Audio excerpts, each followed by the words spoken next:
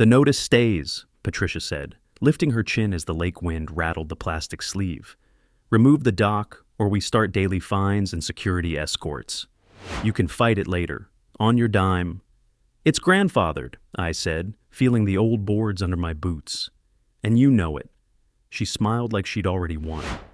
Unsafe and unapproved. Last warning, mister. Thornton, you want unsafe? I pointed past her shoulder toward the bowing line of the community retaining wall. Those anchors are creeping. If that goes, your insurer eats a multi-claim landslide and a power conduit tear. Her smile faltered a millimeter. You're not qualified to... I stamp safety reports for a living. I kept my voice low. And every camera in this community loves paper trails. If you've ever felt that surge of power when standing up to bullies, hit subscribe now. This showdown is about to become a masterclass in fighting back. I wasn't here to posture. I was Daniel Thornton, licensed structural engineer, son of a Navy vet who built this dock with sunburned hands and a stubborn heart. He taught me how to read grain and waterline, where to put weight so a thing holds. He taught me promises stick or you don't. The Thorntons settled on this water before Lakewood Pines learned to whisper about property values. After my father's funeral, I'd oiled these boards with my sister Melissa's kids, dropping breadcrumbs for geese. Last week, security tased her in front of those same kids, because Patricia decided trespassing meant standing where family always stood. The scream had cracked the quiet like a snapped spar. The kids shook for hours. I kept replaying it, that small body going rigid. The bright click, the way the dock felt smaller than fear. I knelt and pressed my palm to the plank he'd carved our initials into when I was 8. The heat lived there, trapped from a July sun, sweat and salt and stubbornness. It wasn't a structure to me, it was a promise. And promises were the only heavy things that didn't sink. Patricia leaned in, breath sweet with tea. You can either cooperate or you can learn how expensive defiance gets. Expensive for whom? I lifted my phone and framed her fresh orange unsafe tag next to the hairline cracks in the HOA's bulkhead capstone. The autofocus jittered, then steadied on the damage they pretended not to see. Her pen stopped mid-scratch. Small victory. Drop a like if you've ever wanted to stand up to unreasonable rules like this, and subscribe to see how this strategy plays out. Geese cut a V across the silver water. Far downshore, a transformer hummed like a warning. I slipped a tape measure from my pocket and noted the bulge in the retaining wall, the way the soil had settled into a shallow frown along the fence. I didn't need to explain what that meant. Gravity always explained itself. I'm filing a safety observation today, I said.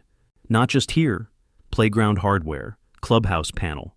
You'll want your carrier looped in before they discover it from a claim. She straightened her collar. You're bluffing. You're betting with other people's roofs. I tucked the tape away, letting the moment hang.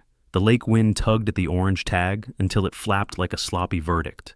This dock mattered because my father had asked me, eyes complicated and mouth quiet, to keep what kept us. He didn't say, fight the board. He said, mind the load paths. He meant, carry what you must, but carry it right. Melissa carried more than she needed last week. Shock, humiliation, the thin rage of being made small in front of your children. She didn't come back to the water yet. I couldn't blame her. I measured, photographed, and swallowed the iron taste that came when I remembered her collapse. People think engineers memorize numbers. We memorize failure. The pitch of screws that worked loose on a storm night. The glassy sound of overstressed laminate. The silence after power cuts and a pump doesn't restart. I heard all of it standing there, and I knew what it would cost this place if the wrong thing gave way. Homes, premiums, lawsuits, elections. Patricia flicked her pen closed. We'll revisit this at the meeting. I'll be there, I said, with measurements. With timelines, I looked past her at the wall again and imagined soil moving like breath. And with names. Where are you watching from?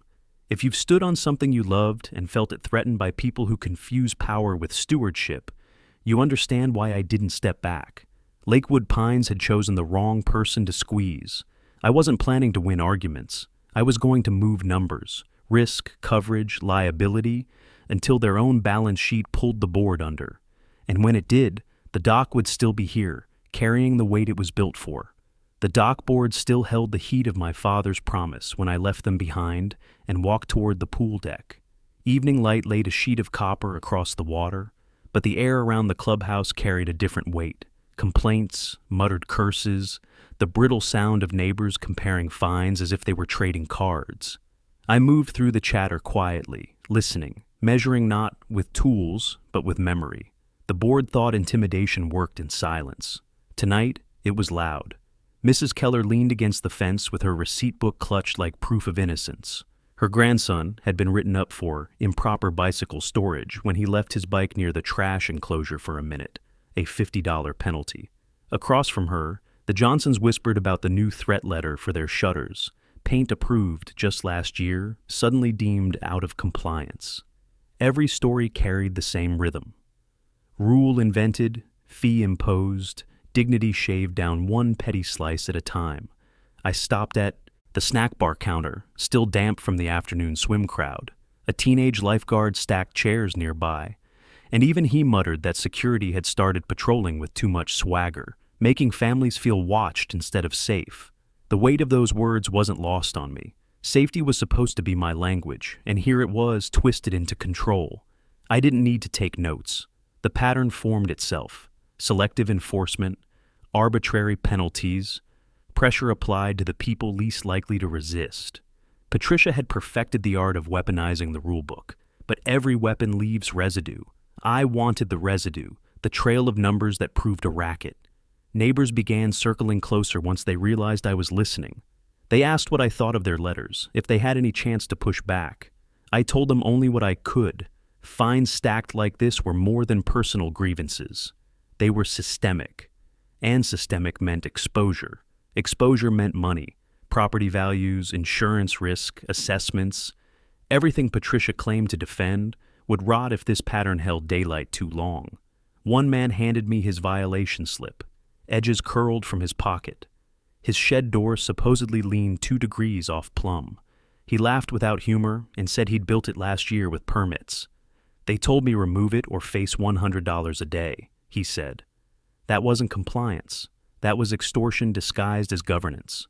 As the pool lights hummed alive, I thought of Melissa, of her kids trembling after the shock. The same authority that justified a taser had written these slips, threatened these neighbors. It wasn't about docks, sheds, or paint. It was about control enforced until wallets bled. My father had warned about structures carrying more than they were designed for. This board was a structure with too much weight and cracks already spreading. I walked the perimeter, scanning. My eye caught the pool gate latch, rusted, misaligned, sharp enough to slice skin. Liability waiting to bloom. Parents leaned on the rail unaware, kids tumbling past. If Patricia wanted to shout about safety, she should have started here. But she hadn't, because real safety didn't bring revenue. Fines did, and fines made her untouchable, until now. I pulled out my phone and started a log. Not a formal report, not yet. Just a simple record. Name, violation, circumstance. Mrs. Keller's grandson. The Johnson shutters.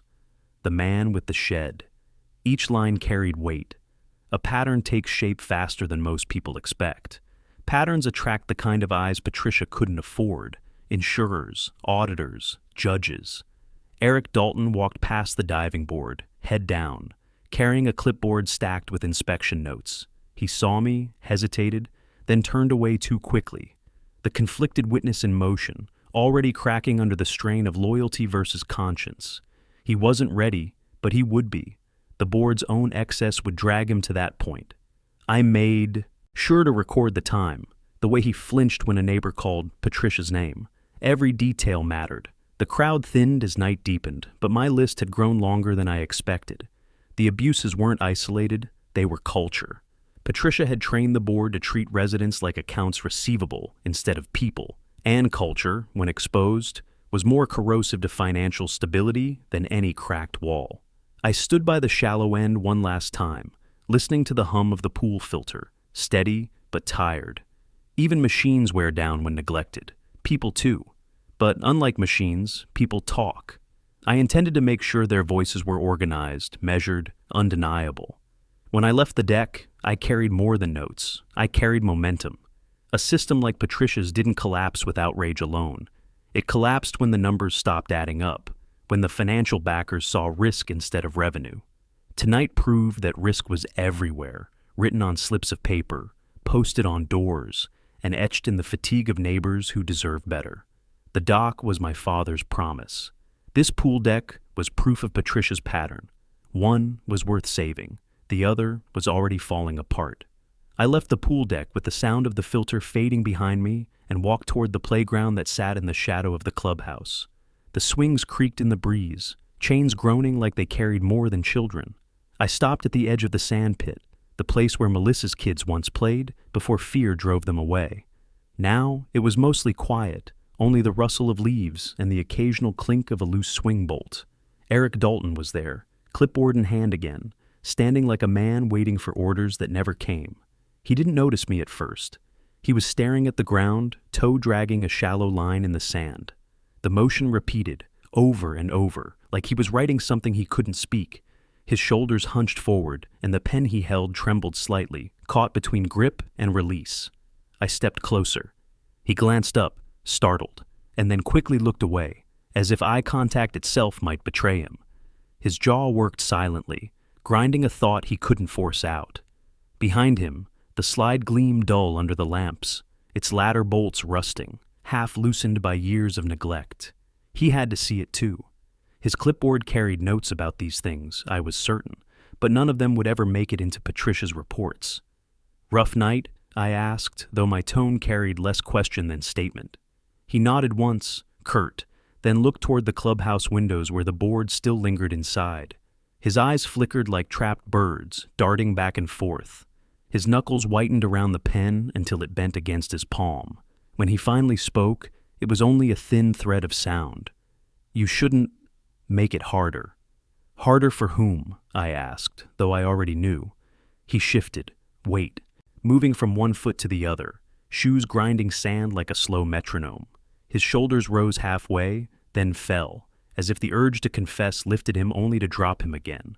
I studied him the way I studied walls and beams, looking for stress lines, hairline fractures that hinted at failure points. Eric was cracked, not broken, not yet. I crouched near the base of the slide, running a finger across a bolt slick with rust. It flaked under my touch, staining my fingertip orange-brown. "This is what your clipboard should say," I murmured, holding up the stain. "This is what Patricia pretends doesn't exist." He swallowed hard, his lips parted, then closed. His eyes stayed fixed on the mark on my finger, pupils dilating as if he were staring at his own guilt. He rubbed his pen against the clipboard edge until plastic squeaked. His silence wasn't denial, it was captivity. The wind caught the swings, pushing them in shallow arcs. The squeal of chains filled the pause between us. Eric's chest rose and fell faster now, breath uneven, like a man standing at the edge of two choices: speak or stay silent. His fingers loosened suddenly, the pen almost slipping before he snatched it back, clutching it as though it could anchor him. I didn't press further. Pressure cracks stone, but sometimes too much at once makes it shatter the wrong way. Instead, I stood, brushed the rust flakes from my hands, and faced the slide again. You know what happens if that ladder gives way. Insurance doesn't pay for negligence. They cut coverage, and then the board cuts assessments into every family here. Eric's head jerked slightly, the faintest nod he didn't mean to give. He knew I was right. His shoes scuffed another groove in the sand, deeper this time, marking indecision in plain sight. His lips pressed together, pale with the force of restraint. I left him there, standing in the sandbox like a man trapped in his own footprints. But I had seen enough. His struggle wasn't weakness. It was the slow erosion of loyalty to Patricia's empire.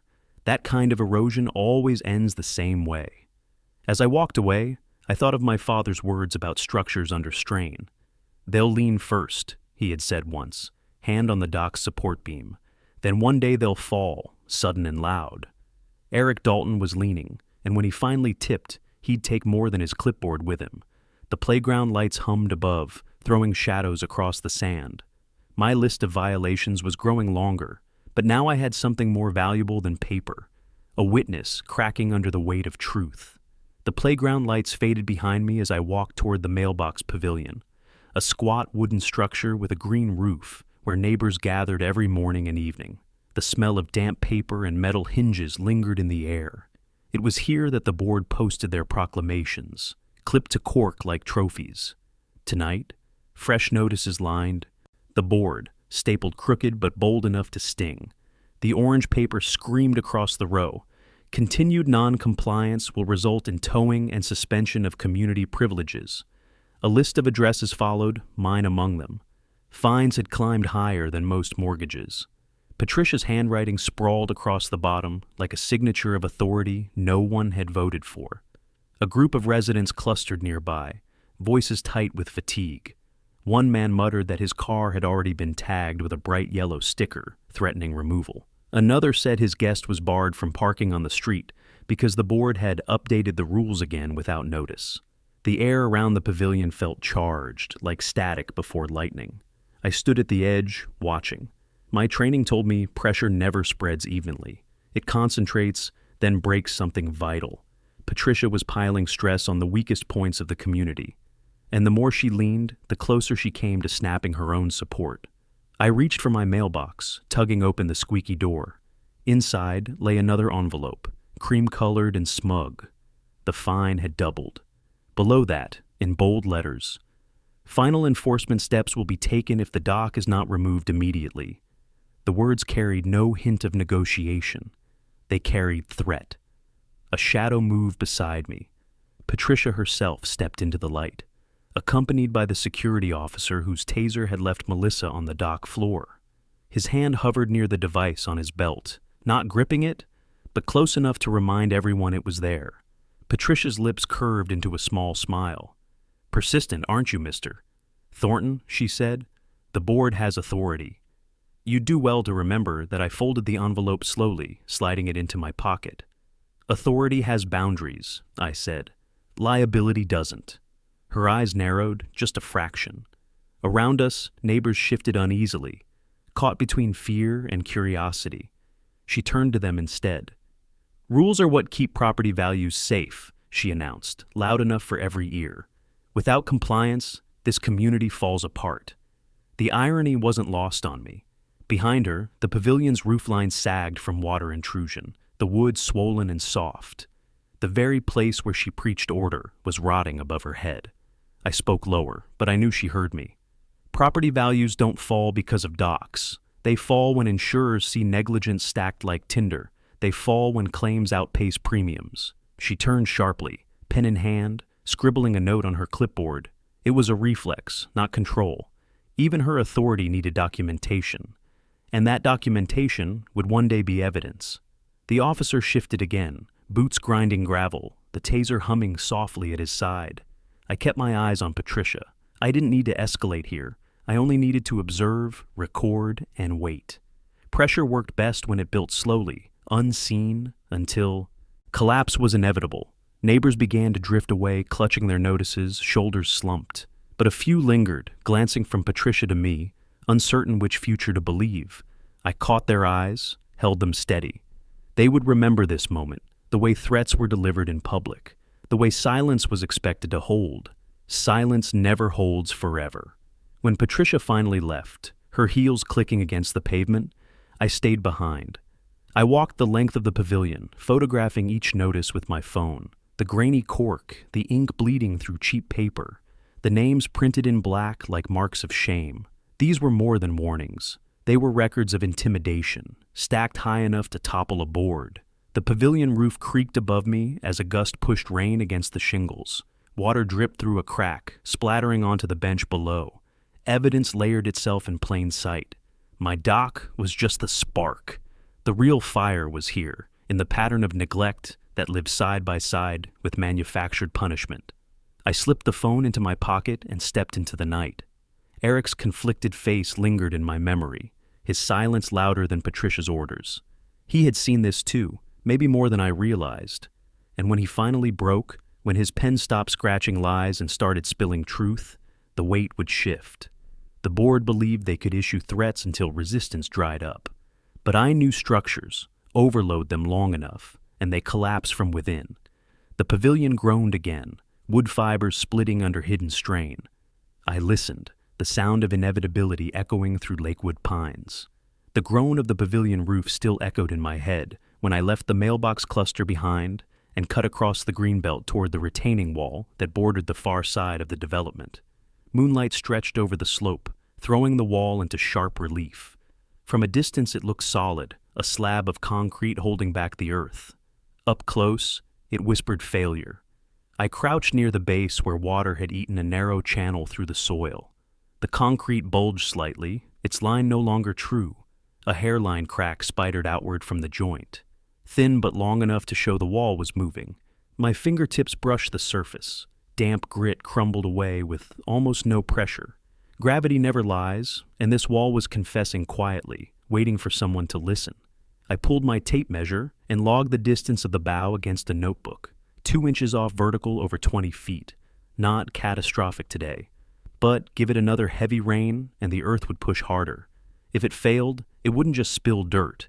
It would drag part of the fence and threaten the power conduit buried behind it.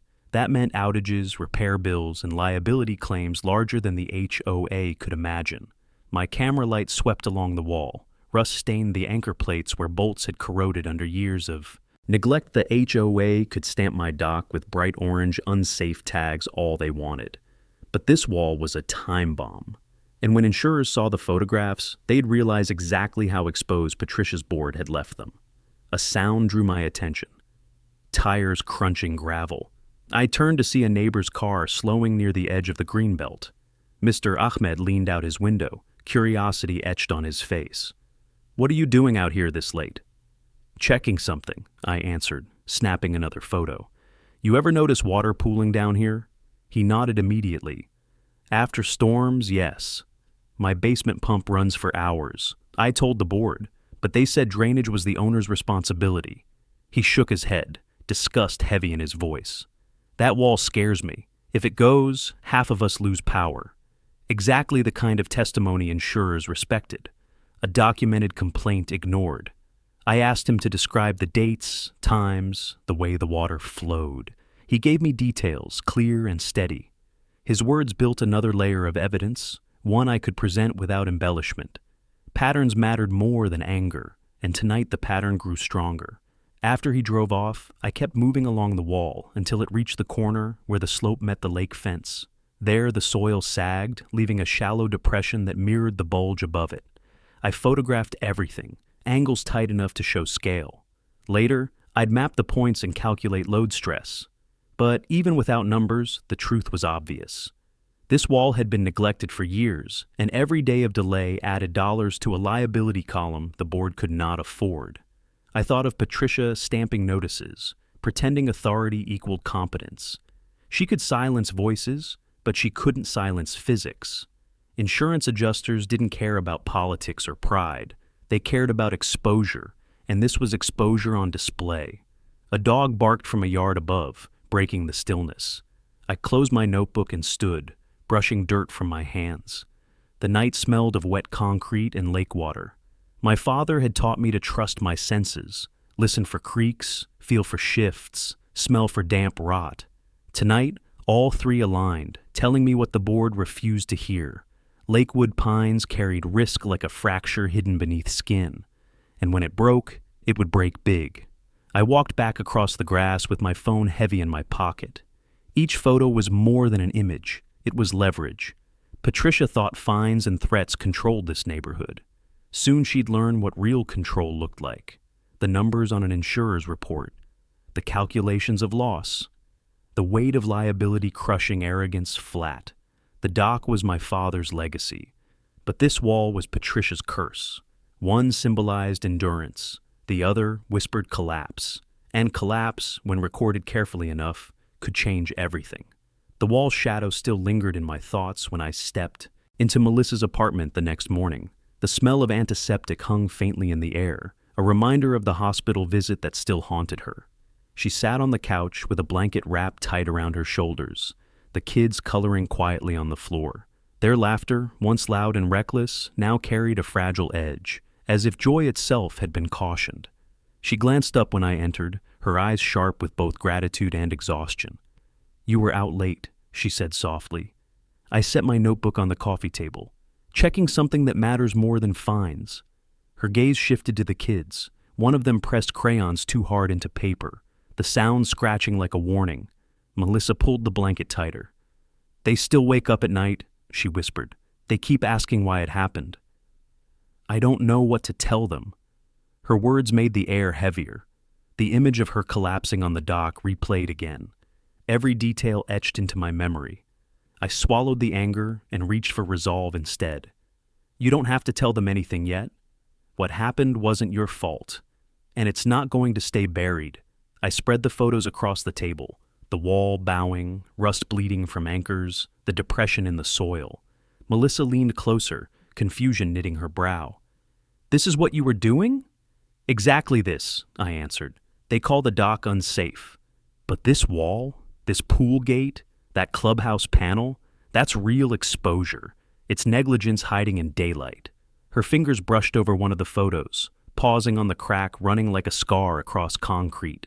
"And you think this helps?" "It's not just photos. I called in a consultant I used to work with, insurance risk.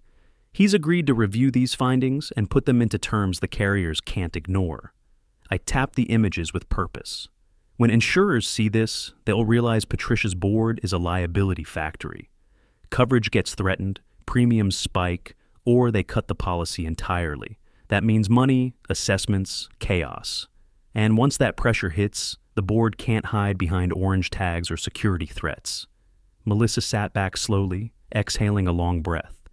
"So, you're not fighting them with their rules?" "No," I said. "I'm fighting them with their numbers.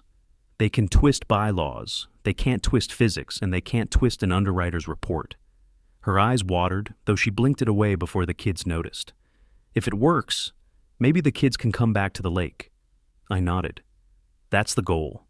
Not just the dock, not just the wall. The whole community deserves better than this." The kids scampered off to their room, their laughter rising briefly, and Melissa leaned closer again, her voice low. "Be careful, Daniel. Patricia won't just fold, she'll fight dirty." "She already has," I said, "but this time the cost lands on her. Not us," I packed. The photos carefully back into the folder and checked the time. My consultant would be waiting downtown later today. He wasn't just an expert, he was a translator, someone who could take my observations and turn them into the language of premiums, deductibles, and exclusions. That language was sharper than any threat Patricia could scrawl across an envelope. Melissa watched me stand, her hand catching my sleeve briefly. "Promise me one thing," she said. "What?" "That you'll finish it. Don't let them scare you off." I held her gaze, steady. "I promised, Dad, I'd keep what mattered. That hasn't changed." She released me slowly, the blanket slipping from her shoulders. Her kids barreled back into the room with toy cars, the sound of plastic wheels on wood replacing the heavy silence. I let that noise fill me as I stepped toward the door. The wall had given me proof. Melissa had given me purpose. Now the consultant would give me the leverage I needed. The board thought fines and threats ended this fight. They didn't see the bigger picture. Insurance companies turning cold, investors calculating risk, numbers rising until even the most stubborn treasurer had to break. I closed the door behind me and walked into the daylight with the folder tucked under my arm. Lakewood Pines was about to learn that safety wasn't just my profession, it was the lever I would use to move their entire world. The folder felt heavier than its paperweight as I walked across the quiet lanes of Lakewood Pines. I kept my stride steady, knowing that each photograph inside could bend the balance of power, but leverage alone needed witnesses, and witnesses needed courage. That thought carried me to Eric Dalton's townhouse, a narrow 2-story tucked behind trimmed hedges and blinds that rarely opened. His porch light flickered once as I knocked. A pause, then the door creaked open. Eric stood in the gap, clipboard absent for the first time, shirt wrinkled like he'd been pacing instead of sleeping. His eyes shifted past me to the street before meeting mine. Without a word, he stepped aside. Inside, the air smelled faintly of burnt coffee. Papers covered his kitchen counter, most stamped with HOA letterhead. He moved them quickly into a stack, but not before I caught glimpses. Maintenance requests, inspection checklists, ignored bids. His hand lingered on the pile, as though deciding whether to protect or surrender it. "You shouldn't be here," he muttered. "If Patricia finds out—" His voice trailed off, shoulders tightening.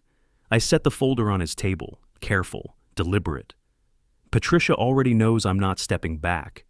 What she doesn't know is how much of this you've carried for her." He froze, then pulled out a chair and sat, rubbing his temples.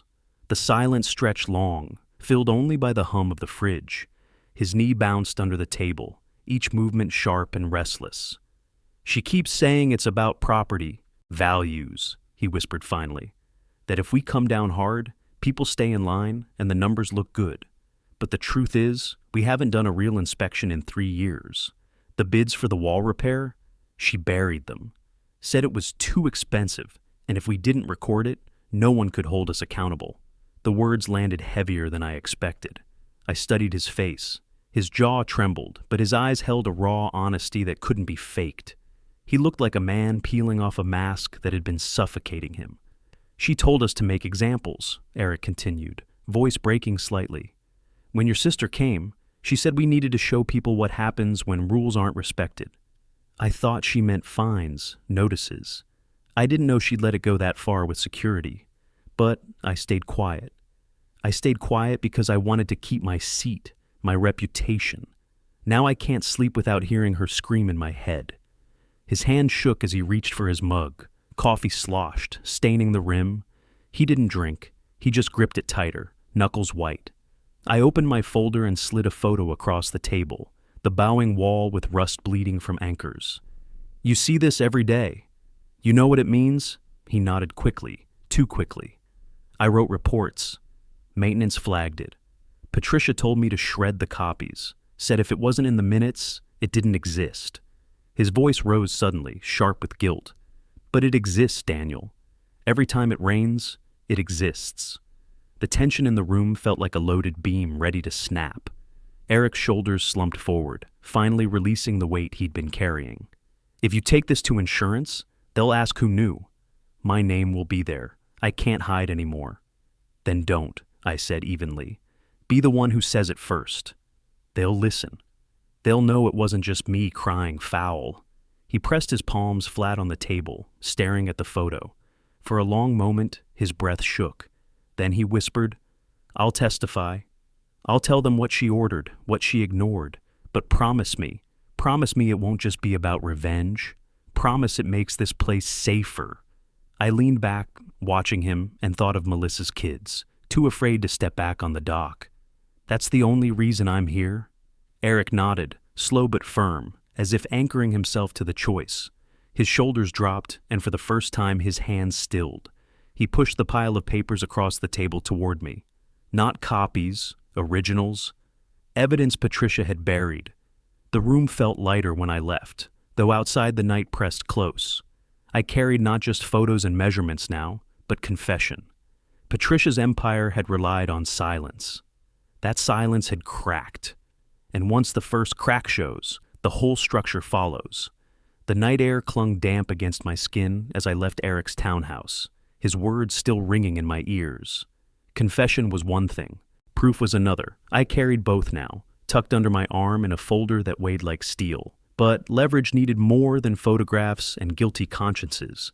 It needed the kind of records that insurance companies couldn't ignore. The next morning, I drove into town and parked outside the county planning department. The building was nothing glamorous. Concrete walls, fluorescent lights buzzing faintly, the smell of paper and dust. A receptionist waved me through with the indifference of someone who had seen every type of dispute cross the counter. I wasn't here to argue. I was here to collect. At the public records desk, I requested maintenance permits and inspection logs for Lakewood Pines. The clerk raised an eyebrow but tapped keys, then slid a stack of files toward me. "Most of it's digital now," she said, "but you'll find what you're looking for in there." Communities had a few missing reports flagged missing. That word sharpened my focus. I took the stack to a corner table and began spreading the pages. Line after line confirmed what Eric had admitted. Bids logged, then canceled without record of execution. Inspections scheduled, then marked postponed indefinitely. A 3-year gap in structural reviews for the retaining wall. The dock wasn't even listed. It had been grandfathered long before Lakewood Pines ever adopted its current bylaws.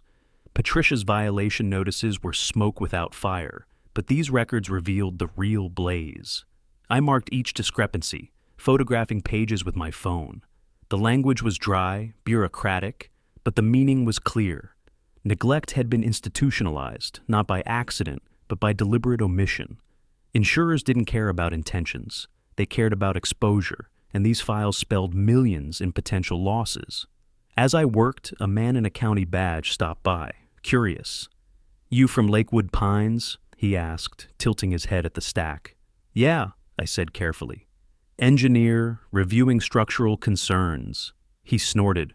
"About time. We've had calls about that wall for years, but every time we flagged it, the HOA claimed they'd handle it internally, never saw the follow-up." I kept my face calm, though inside, satisfaction tightened in my chest. Independent confirmation, the kind that built credibility in hearings and boardrooms alike.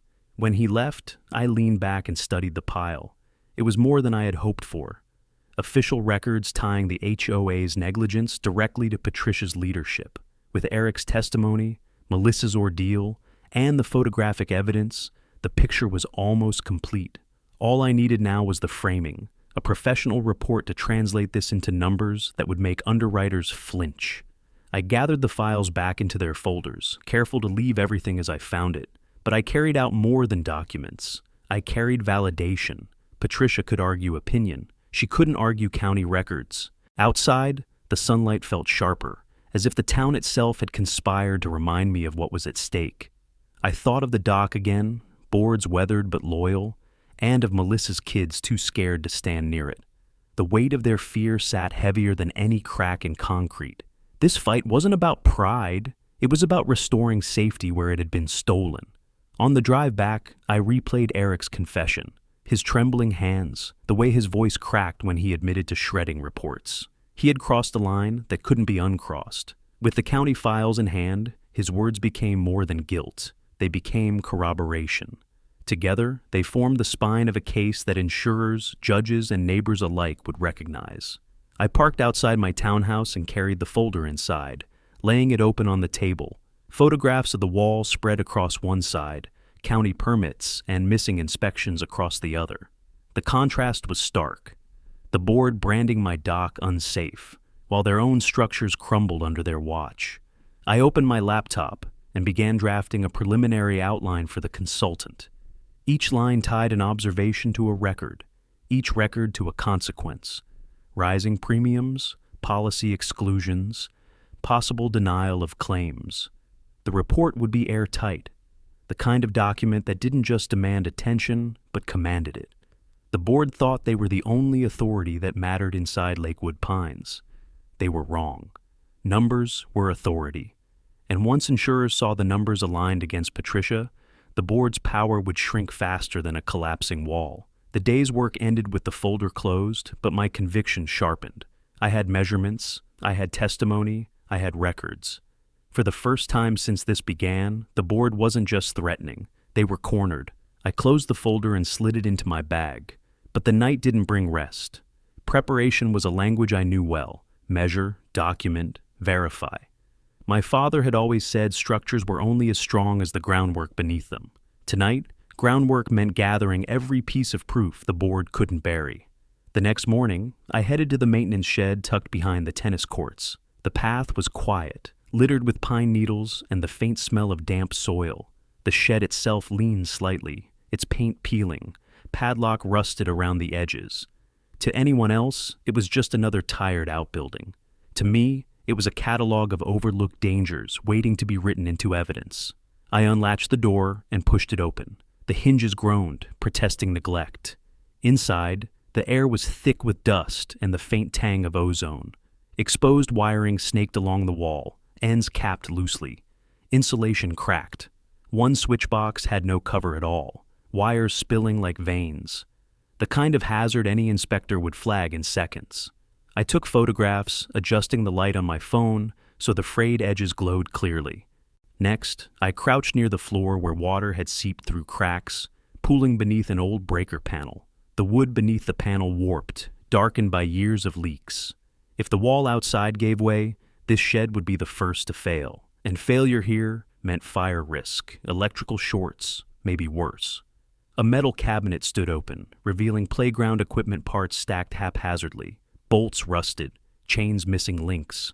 I ran my hand along the cold steel and felt flakes crumble under my fingers, the same equipment I'd seen children swing from at the playground. Neglect wasn't abstract. It was a child's hand closing on rusted metal, a parent's panic when something gave way. I logged each item in my notebook, pairing photos with timestamps. Evidence wasn't just about showing decay. It was about proving a timeline. Insurance adjusters thrived on timelines. They wanted to see how long negligence had been ignored, how many chances had been missed. The longer the pattern, the heavier the liability. As I worked, I heard footsteps behind me. I turned to see Mr. Ahmed again, his expression wary. "You shouldn't be in there," he said, glancing around nervously. "Patricia doesn't like people poking." "That's why I'm here," I replied, showing him the exposed wires. "You told me about the flooding by the wall. This is part of it. If they've ignored this long enough, they've put every homeowner at risk, including you." He stepped closer, eyes widening at the sight of the warped wood and broken equipment. "I told them last year about the power flickering in my unit. They said it was my wiring." His voice tightened. "But if it's this?" "It is," I said. "And the more of us who can confirm these conditions, the harder it becomes for Patricia to deny them." He nodded slowly, the fear in his eyes shifting into something steadier. Another potential voice, another thread to weave into the larger case. I asked if he'd be willing to describe what he'd seen when the time came. He hesitated, then gave a short nod. "For my family, yes." After he left, I finished my sweep of the shed, closing with a wide shot of the entire room to anchor the details. The evidence told a story all by itself. Rotted panels, exposed wires, unsafe equipment. Combine it with Eric's confession and the county's missing inspection records, and the narrative was undeniable. Patricia's board hadn't just been negligent, they'd been reckless. I locked the shed again and stood in the cool shade of the tennis courts, listening to the faint ping of a loose chain against a pole. Every sound seemed to echo the same truth.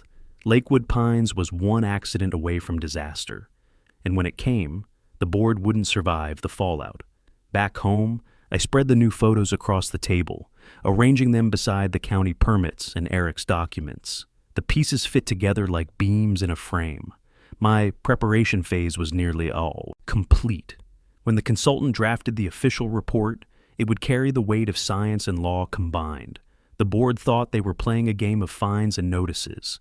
They didn't realize I was setting the foundation for collapse. Not collapse of concrete or timber. Collapse of their authority, their finances, their control. I leaned back in my chair, studying the growing archive. Soon it would be more than evidence. It would be leverage sharp enough to cut through every lie Patricia had written into envelopes. The preparation was finished. The confrontation was coming. The archive spread across my table looked less like a pile of neighborhood squabbles and more like the blueprint of a collapse. Every photograph, every record, every confession pointed the same direction. It was time to take it out of my hands and place it where numbers mattered most. By late afternoon, I drove downtown to the regional insurance underwriter's office, a square glass building that reflected the sky like it had nothing to hide. Inside, the air smelled of carpet cleaner and ink. A receptionist guided me to a conference room where my consultant waited, a man named Harris, gray hair combed neatly, briefcase already open. He was an old colleague from jobs where liability wasn't just paperwork, but the difference between safety and catastrophe. "You've brought me something big," he said, adjusting his glasses as I set the folders on the table. His voice carried no judgment, only the curiosity of someone who dealt in risk every day. I spread the evidence in order: photographs of the retaining wall, records of postponed inspections, Eric's handwritten notes describing shredded bids. Harris leaned forward, his pen scratching across a yellow pad. He didn't react with outrage. He reacted with calculation. That was what I needed. "The wall's displacement is measurable," I explained, tapping the photo with my notes scrawled beside it. 2 inches over 20 feet. Add water pressure after a storm, and the failure probability climbs fast. That means power conduit damage, multiple unit flooding, maybe structural compromise of the fence line. Harris nodded, already drawing arrows. Policy exclusions, he murmured. Negligence, deferred maintenance. If their insurer sees this, they won't like it. They'll either spike premiums or threaten non-renewal. I slid the next photo across, rusted playground bolts, missing links. These aren't cosmetic. They're safety failures. Every child who climbs on that structure is one slip from a lawsuit. He looked up at me sharply. Documented complaints? Multiple. Ignored. I've got a neighbor who'll testify he scribbled faster. The rhythm of his pen was steadier than any gavel. Finally, I handed him Eric's notes. He hesitated, scanning the handwriting. Board member testimony? Conflicted, but he's ready to speak. He'll confirm Patricia ordered bids buried, inspections shredded. For the first time, Harris leaned back, tapping his pen against the pad. That's not just negligence. That's conscious disregard. Carriers treat that as willful exposure. Judges, too. The room was quiet except for the hum of fluorescent lights. I watched him assemble the pieces into a language sharper than any speech I could give. To me, these were signs of decay. To him, they were financial grenades. He closed his pad. I'll prepare a memorandum for the underwriter. It will outline the risks, projected claim costs, and recommend immediate review of coverage. Once they see this, the board won't be the one holding the cards. I exhaled slowly. That's all I wanted. Not revenge. Pressure. He gave me a look that was almost approving. Pressure is what gets people to act. And in this case, it's going to get your board to panic. When the meeting ended, I stepped outside into the chill evening air. The city lights flickered on, reflecting in the glass windows above. In my bag, the copies of evidence felt lighter now, because they weren't alone. Soon they'd be part of an official report, stamped with authority that Patricia couldn't dismiss as defiance. Driving back to Lakewood Pines, I passed the lake, its surface dark and still. The dock jutted out like a sentinel, holding its line against time. I thought of my father's hand steadying a beam, of Melissa's kids too afraid to run down the boards. They didn't know it yet, but the fight had shifted. Patricia's fines and threats were small storms. What was coming was a landslide measured in dollars, liability, and the sudden fear of being uninsurable. At home, I cleared the table, leaving only my father's old level across the wood. The bubble sat steady, centered perfectly between the lines. It reminded me that balance wasn't about silence. It was about weight applied in the right place, at the right time. Harris's memorandum would be that weight. Patricia had chosen to gamble with safety. Now the odds were turning. The next time we faced each other, she wouldn't be flanked by a smug security officer or waving orange tags. She'd be staring down the cold calculation of risk, numbers that didn't bend for pride. The level still rested on my table the next morning, its bubble steady when the summons arrived. The county courthouse had scheduled a hearing on the HOA's enforcement actions. Patricia had pushed hard, thinking a courtroom would cement her authority. She didn't realize it was the stage where her foundation would finally split. By noon, I walked through the courthouse doors, folder in hand. The atrium buzzed with low voices. Neighbors from Lakewood Pines scattered across benches. Some clutched violation notices like shields. Others whispered nervously about fines they couldn't pay. The weight of fear was visible in every hunched shoulder, but mixed with that fear was expectation. They were here to see someone stand up. Inside the courtroom, fluorescent lights cast everything in hard contrast. The judge sat poised, gavel ready. Patricia was already at the front with 2 board members beside her, their confidence staged but fragile. She wore a navy jacket, crisp and pressed, pen tapping against her legal pad like a metronome of control. The security officer who had tased Melissa sat in the back row, arms crossed, eyes sweeping the room like he still owned it. When the clerk called the case, Patricia rose first. Her voice was sharp, rehearsed. She spoke of chronic non-compliance, of unsafe structures, of community integrity. Each word aimed at painting me reckless, a liability to the very neighborhood I had lived in my entire life. She waved copies of violation notices, their bold ink meant to impress. The crowd murmured uneasily, but I saw their eyes. They were waiting for my answer. I stood slowly, feeling the folder solid in my hand. "Your Honor," I began, "this case isn't about one doc. It's about an entire community forced to bear the weight of negligence hidden beneath paperwork." I laid photographs on the evidence table, close-ups of the retaining wall's bow, the rusted bolts at the playground, the warped breaker panel in the maintenance shed. Each image projected onto the courtroom monitor, drawing audible gasps from the gallery. Parents clutched their children tighter when they saw the broken chains meant for swings. I explained each finding like I was back on a job site, measured, clear, undeniable. These aren't opinions. These are failures of maintenance, failures that increase liability for every homeowner. Insurance doesn't look at orange tags on docs. They look at risks like this, and when they find them, they raise premiums or walk away entirely. The judge's brow furrowed. Patricia's pen stopped tapping. Then came the voice that tipped the balance. Eric Dalton rose from his seat, pale but resolute. He cleared his throat, clutching his notes. "I served on this board. I was instructed to shred bids for repairs, to bury inspection results. We were told to make examples out of homeowners like Mr. Thornton to keep others in line. I stayed silent too long, but I won't anymore." The courtroom erupted in whispers. Patricia shot him a look sharp enough to cut glass, but Eric didn't flinch this time. His voice grew stronger as he recounted Melissa's ordeal, how Patricia had framed it as a necessary lesson. His words carried weight because they weren't mine. They were hers, echoed by someone she once trusted. I followed with the county inspection records, sliding them forward. 3 years without a structural review on that retaining wall. Ignored drainage complaints, safety violations left to rot. These aren't just risks. They are breaches of duty. And the cost of those breaches will fall on every resident here if the insurer hasn't already begun recalculating coverage. The judge leaned back, silent for a moment. The gallery behind me was no longer whispering. They were nodding, shifting forward, eyes fixed on Patricia with a mixture of anger and awakening. Fear was giving way to something sharper. Patricia tried to regain ground, objecting that I wasn't an official inspector, that my photos were biased. But Harris, my consultant, stepped forward from the second row, briefcase in hand. He introduced himself formally, explained his review, and confirmed the risks in precise financial terms.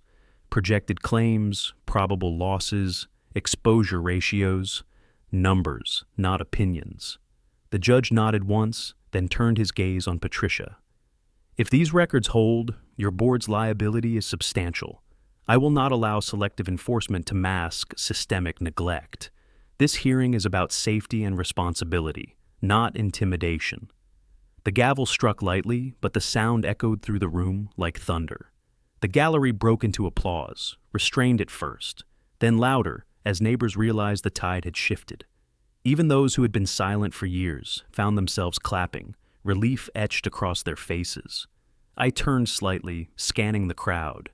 Melissa sat in the back with her kids, her eyes bright with tears, her children smiling for the first time since that night.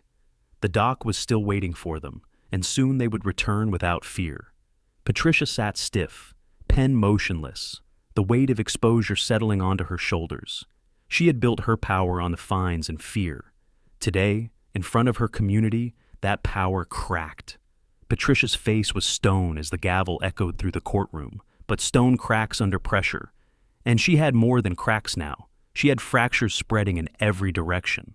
The neighbors' applause faded into murmurs, the kind that carry momentum long after the room empties. The bailiff dismissed us, but no one rushed for the doors. They lingered, exchanging stories in low voices, realizing their private grievances were pieces of the same pattern. I gathered my folder and walked out into the hall. Melissa and her kids met me there. Her daughter clutched my sleeve, eyes wide. "Does this mean they can't take the doc?" I knelt to her level. "It means the doc stays, and it means people are finally listening." She smiled, small but fierce, before running off with her brother. Melissa's gaze held longer. Relief softened her face, though exhaustion still framed it. "Thank you," she whispered. Outside, the afternoon sun spilled across the courthouse steps where neighbors clustered in groups. Some held violation slips, others just held each other. For the first time since this fight began, they weren't whispering, they were planning. Talk of petitions, board elections, audits. The victory in that room had already planted roots. Days later, the official ruling arrived. The court ordered the HOA to pay a multi-million-dollar settlement for Melissa's trauma. Funds to cover therapy for her children and immediate corrective action on the retaining wall, playground, and electrical systems. Patricia was removed from her position effective immediately, barred from holding office in any community association for 10 years. Eric's testimony had tipped the scales, and though he carried guilt, the community now saw him as the one who helped bring truth to light. I returned to the lake on a quiet evening, tools in hand. The dock stretched into the water, steady and sure. I sanded one loose board, oiled the grain, and pressed my palm against the initials carved decades ago. The wood was warm from the setting sun. My father's promise lived here, not in fine print or threats, but in the weight carried without collapse. Behind me, voices rose, neighbors gathering with coolers, blankets, children chasing each other through the grass. Someone had organized a picnic to mark the ruling. I hadn't expected it, but the symbolism was clear. The dock wasn't just mine anymore. It belonged to every family who had endured silence under Patricia's rule. Tonight, it stood as proof that legacy and community could outlast fear. Eric approached slowly, hands tucked into his pockets. He looked smaller without his clipboard, but lighter too. "I don't expect forgiveness," he said quietly. "You don't need it," I answered. "You gave the truth when it mattered." He nodded once, then drifted toward the crowd. I watched him go, thinking of my father's words about load paths. Even fractured beams can carry weight again when they're braced by something stronger.